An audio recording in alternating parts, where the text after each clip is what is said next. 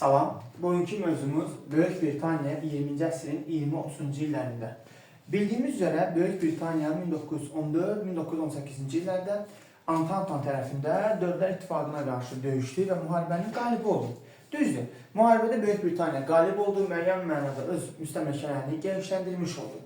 Lakin ümumən baxaq görək ki, müharibənin, Birinci Dünya müharibəsinin Böyük Britaniya üçün nəticəsi, Dünya müharibəsinin nəticəsi. İxracat azaldı, yəni ölkənin xarici ölkələrə məhsul satışı azaldı. Əksinə ithal artdı, yəni məhsul alışı çoxaldı. Və bununla yanaşı sənaye tənəzzül etməyə başladı. Biz bilirdik ki, Dünya müharibəsinə nə qədər dünyanın ən böyük sənaye dövlətlərindən biridir Böyük Britaniya. Təmərküzləşmə çoxalmış, xarici borclar artmışdır. İlk dəfə Böyük Britaniyada xarici borclar çoxalmışdır Dünya müharibəsi nəticəsində. Həmçinin vergilər artırılmış və bunun davamında inflyasiya, pulun dəyərdən düşməsi olmuşdur. Və ən əsası Böyük Britaniya maliyyə mərkəzi rolunu itirmişdir. Dünyanın maliyyə mərkəzi Londondan keçmişdir, New York'a, ABŞ-yə keçmişdir və iqtisadi və sosial problem artmışdır. Bu dövrdə, müharibədən sonraki dövrdə Böyük Britaniyanın idarə edən partiya liberallar idi. Liberallar partiyasının baş naziri Lloyd George idi.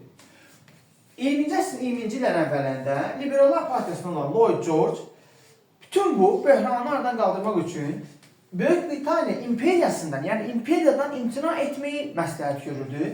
Ona görə də digər əks partiya olan mühafizəkarlar onu sərt tənqid edirdi. Beləcə Lloyd George'un, daha doğrusu Liberallar Partiyasının nüfuzu düşməyə başladı hökumət daxilində.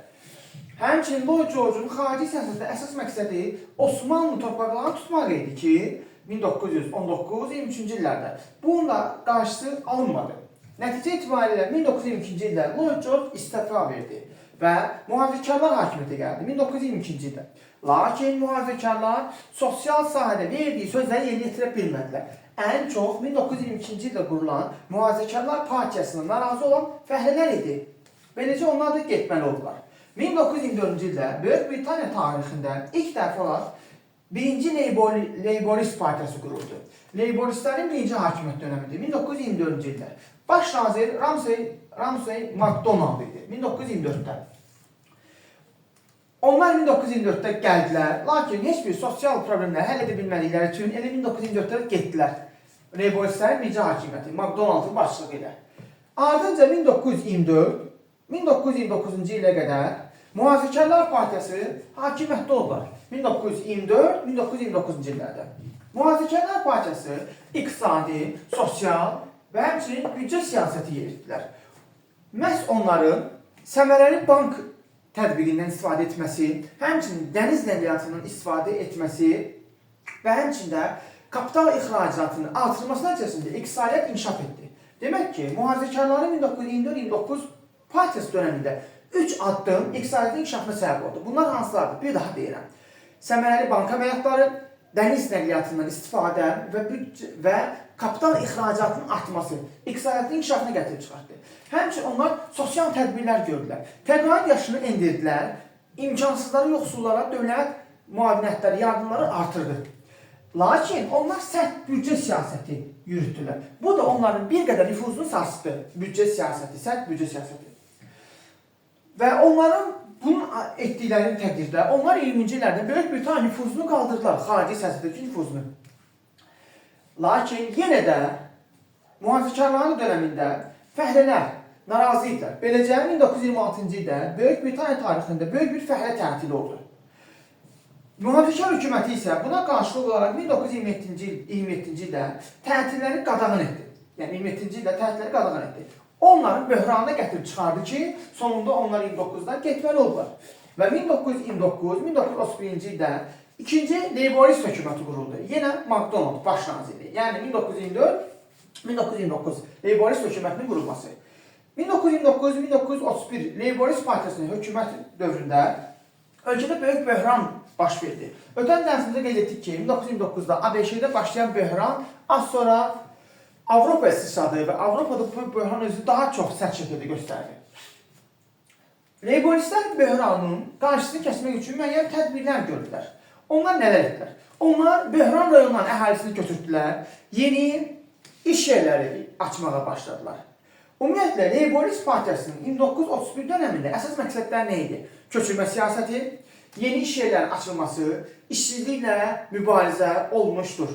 Bəs görəsən, 1929-1931 Labourist Partiyasının xarici siyasətdə müstəmləkələr və həmçində SSR ilə əlaqə. Düzdür, SSR ilə əlaqəli olsa da tam arada gərginlik yox olmadı.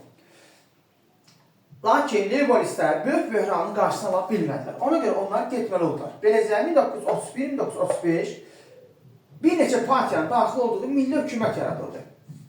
Milli hökumət böhranın qarşısını almaq üçün sosial yardımları azaltdı, xaricilər üçün isə gömrük rüsumunu artırdı. Ümumiyyətlə, 20-ci illərin sonu, 30-cu illərin əvvəllərində, yəni Böyük Britaniyada böyük böhran olduğu müddətdə iqtisadçı John Keynes bir layihə irəli sürmüşdü.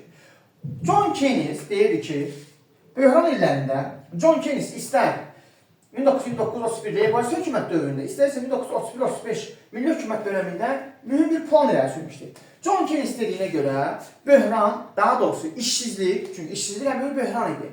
İşsizlik tələbatın azalmasından dolayı, yəni insanların alıcılıq tələbatı azalmışdır və işsizlik yaranmışdır.